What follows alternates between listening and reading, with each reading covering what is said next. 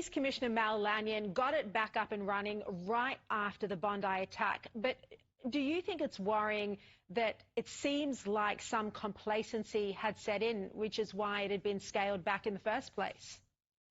Look, it's a very worrying thing that we've learned, and I think foremost it shows why this Royal Commission process is so critical and why the families and the community were so correct and have been vindicated in calling for this. It's only through this sort of process that we would learn all these things. And I have to also mention the leadership of Josh Frydenberg, of course. But we've seen over the weeks of the hearings, and now they've gone into closed session for a considerable period of time as well.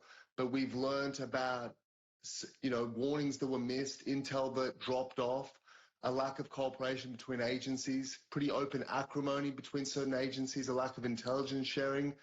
And all of these things contribute to a situation in which these killers were able to operate, acquire weapons, train and so forth, carry out their reconnaissance and carry out this bloody slaughter. So we need to get to the end of this process and understand the failings, but certainly it seems from what we've learned in the last week or so that there was a lack of resourcing and a lack of forward planning and a lack of awareness that this was a vulnerability, that this sort of an event, despite warnings by ASIO and others in a general security environment. So we need to get to the end of the process, and no doubt the police will have their reasons and they need to be able to put those forward.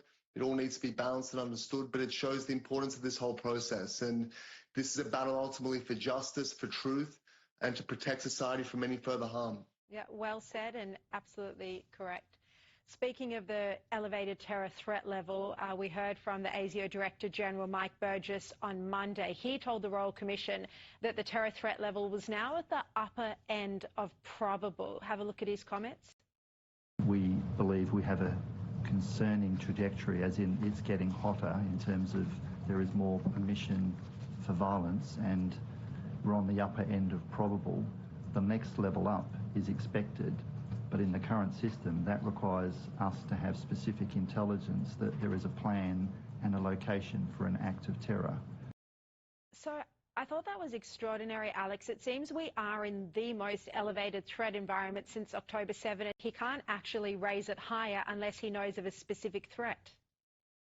Yeah, look, and there's no surprises there. We know from recent history that when you have a devastating terrorist attack, that's not the end of a cycle. Usually it's the beginning of a process. You have, copycats that are inspired by the attack. It shows the prevalence of an ideology, more than one person or a small cell. And in the intervening months, of course, you've had the destabilization in Iran, further war in the Middle East. We know that Iran, when it's struck, it tends to lash out either directly or through proxies or even through organized crime, as we've seen in this country. So we remain in an extremely perilous time, as the Director General there confirmed, and it shows that we can never take our eye off the ball again. We have to ensure that the police recognise day upon day the threats that are out there for the community, the vulnerabilities.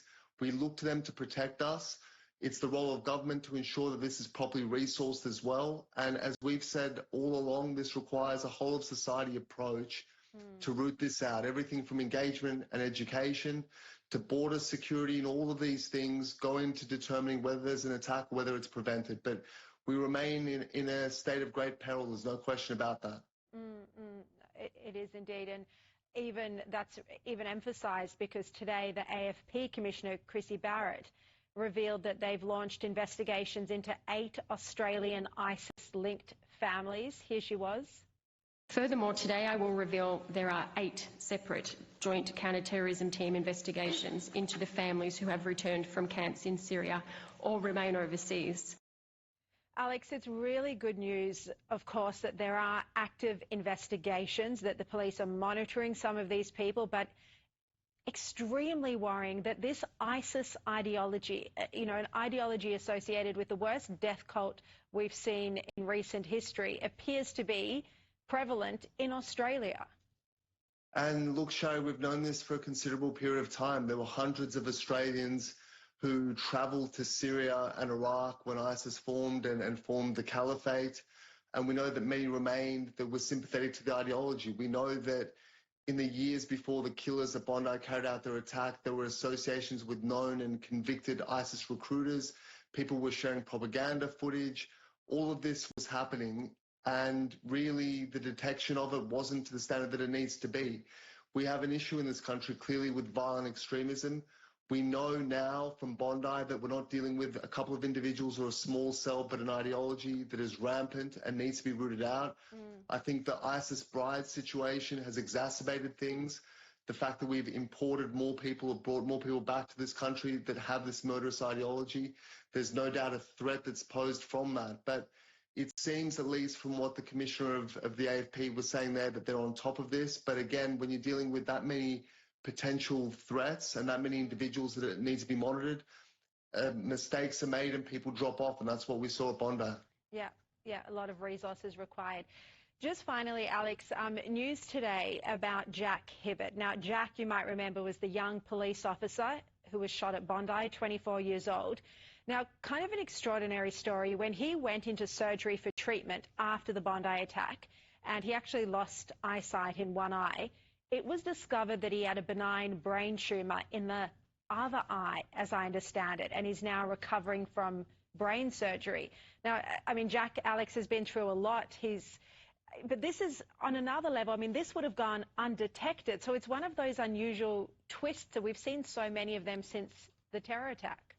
Well, it's an incredible thing. If you speak to people like Hai Dadon, who was one of the heroes from that day, and you speak particularly to the people of deep faith, the rabbis, they will say that nothing happens without a reason, nothing is by coincidence. And obviously this young police officer has been through so much in his young life and young career. And perhaps but for that day, this wouldn't have been detected when it was, and maybe greater harm would have fallen upon him. But we obviously wish him all the best and a speedy recovery and good health. And the community is certainly indebted to him. He's someone that put his life on the line for the community and for Australians, and we will always remember what he did on that day. Exactly. So much gratitude to him and the other police officers who were there on that day, and several were shot and injured. Alex, thank you very much for joining us. And we might Alex, remind everyone that you and I are actually writing a book together on the attack on Bondi and on the anti-Semitism crisis. Bondi Terror, you can see the cover on your screen. And if you haven't already, and I'm sure everyone has because this is a very supportive audience, but you can pre-order it on Amazon and Booktopia, and we tell all of the stories from that day.